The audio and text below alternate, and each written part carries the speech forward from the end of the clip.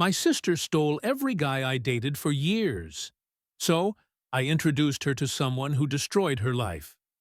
I was cursed with a built-in boyfriend thief the day my younger sister Diane was born, and I'm not talking about borrowed sweaters or innocent crushes. I mean the kind of theft where if I brought home a boyfriend, she'd have him wrapped around her finger within weeks. If I introduced someone at Sunday dinner, she'd already be sliding into his DMs before dessert was served. If I posted a cute couple photo on Instagram, she'd somehow bump into him at his favorite coffee shop the next day. Everyone always said, Diane got Mom's stunning looks, while I inherited Dad's sharp wit.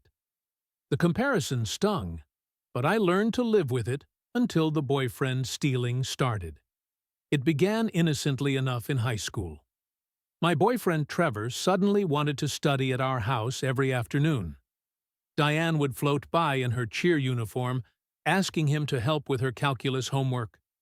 I didn't see the manipulation then because I trusted them both completely. But looking back, the signs were flashing neon bright. By the time we hit our 20s, Diane's tactics became surgical in their precision. I dated Cameron for 6 months before bringing him to meet the family. 1 week after that disastrous dinner, Diane had a crisis and needed his broad shoulder to cry on at 2 o'clock in the morning. They slept together that same night. Then came Marcus from my marketing agency. Same playbook, family dinner, manufactured emergency, midnight comfort session. When I discovered their steamy text messages, she had the audacity to tilt her head and smile sweetly. "I'm just making sure they're worthy of you, Laurel," she said, batting her eyelashes. Marcus failed the test miserably. Deep down, I had to admit she had a point. If these men would abandon me for my sister so easily, maybe they weren't my soulmates after all. But that logic did nothing to heal the betrayal burning in my chest. Then came Derek, the one who nearly broke me. We'd been together for 2 years, talking seriously about marriage after I finished my nursing degree. Diane got wasted at his birthday party, the one I'd planned for weeks, and kissed him right in front of everyone at Applebee's. When he chose her over me, she had the nerve to post on Facebook, "Sometimes you can't help who you fall for too hard. Sorry, not sorry." Moamed me at Thanksgiving, her voice sharp as the carving knife. "You need to stop parading these men in front of Diane," she hissed while stirring the gravy. "She can't control herself when you dangle temptation right under her nose. Why do you keep setting her up to fail?" In my mind, I hadn't been dangling anything. I'd been trying to build meaningful relationships only to watch them crumble under my sister's relentless charm offensive. 3 months later, fate smiled on me at my college roommate's wedding in Chicago. That's where I met Connor. Everything I'd ever dreamed of wrapped in a 6'2" package. Kind, successful as a software engineer, and apparently immune to female manipulation. For 8 blissful months, I kept him completely secret for my family. We drove to neighboring towns for dates, avoided posting couple photos, and I told absolutely no one about him. I thought I'd finally outsmarted Diane's boyfriend stealing operation. This was the healthiest, most genuine relationship I'd ever experienced. Connor talked about our future with such certainty that I started believing in happy endings again. But then my loose-lipped cousin Amanda accidentally mentioned Connor to Mom during a phone call, who naturally mentioned him to Diane within hours. My sister's detective skills rivaled the FBI. She tracked him down through his company's website within days. The betrayal hit me like a freight train when I used my key to enter Connor's apartment and found them tangled together in our bed. The worst part wasn't catching them in the act. It was Diane's reaction. She sat up completely naked and utterly shameless and delivered the killing blow. "Honestly, I did you a huge favor," she said, gathering her clothes with zero remorse. He barely lasted 10 minutes. "You deserve so much better than that, sis." Connor just shrugged, not even bothering to cover himself. "Your sister's way too hot for me not to try. You understand, right?" I stood there trembling with rage and humiliation while Diane kissed him goodbye like I was invisible, like I was nothing more than furniture in the room. That soul-crushing moment crystallized everything for me. Diane didn't steal my boyfriends out of sisterly protection or innocent attraction. She did it because she could, because she enjoyed watching me crumble, because destroying my happiness had become her twisted hobby.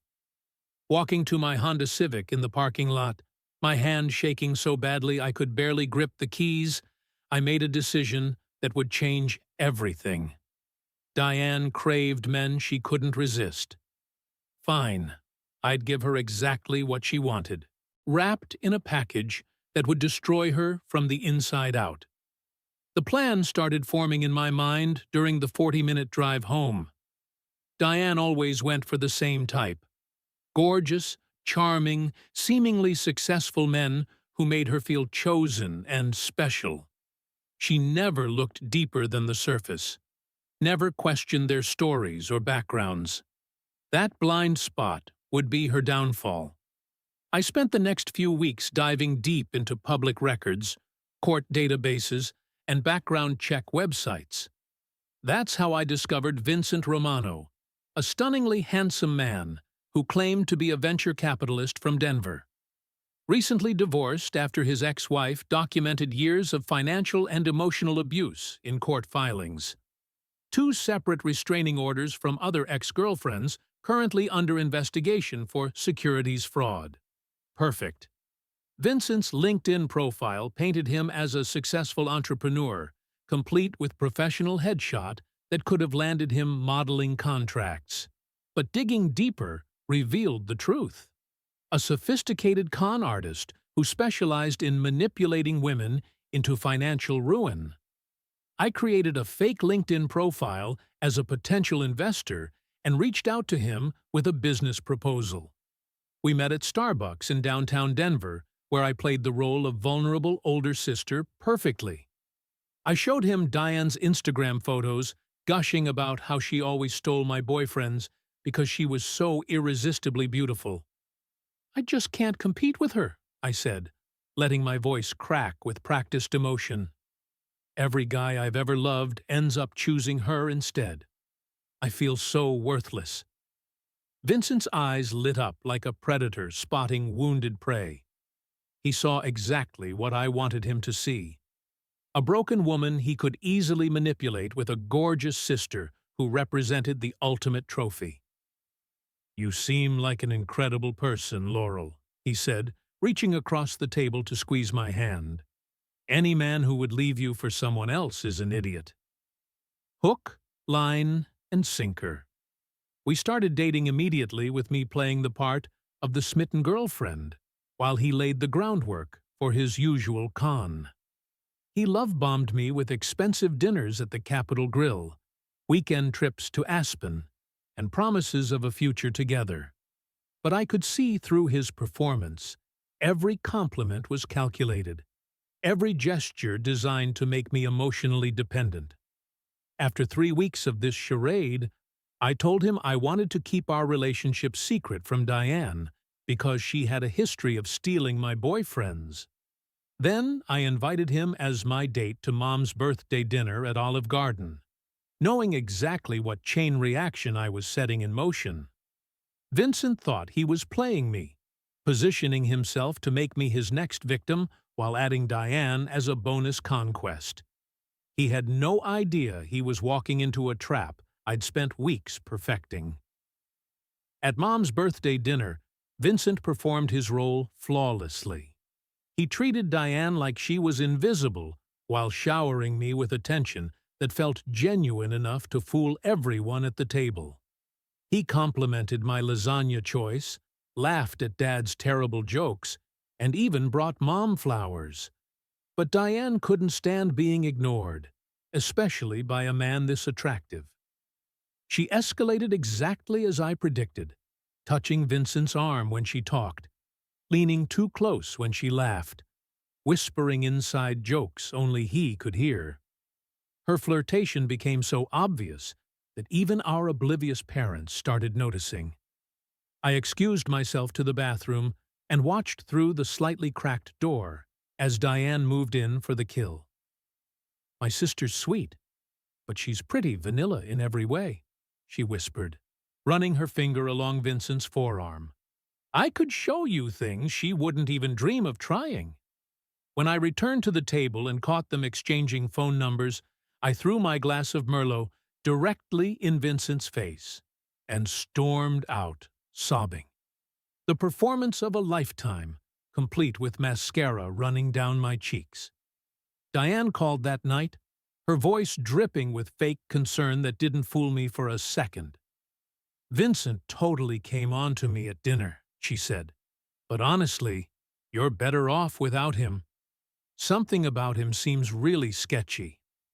Within 2 days, she was posting Instagram stories from his luxury condo in Cherry Creek.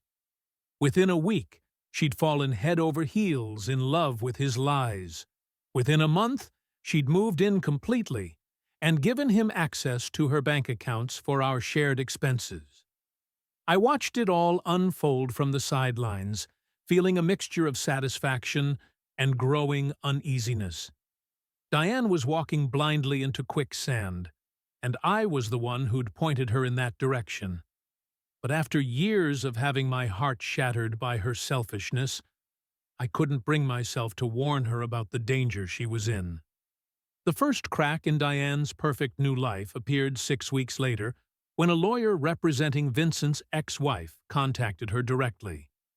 Vincent had hidden assets during his divorce proceedings, and now Diane could be held liable as an accomplice to fraud. "They're saying I might get sued too." Diane called me, panic creeping into her voice. But Vincent explained everything. His ex-wife is just bitter and trying to cause trouble. I made sympathetic noises, while secretly knowing this was only the beginning. Next came the revelation that Vincent's investment firm was actually an elaborate Ponzi scheme. Diane had already invested her entire $30,000 savings. Convinced she was getting in on the ground floor of the next big tech startup, when the SEC shut down the operation, her money vanished overnight. "It has to be a mistake," she sobbed during another late-night call. "Vincent's lawyers are fighting it. He says we'll get everything back, plus interest."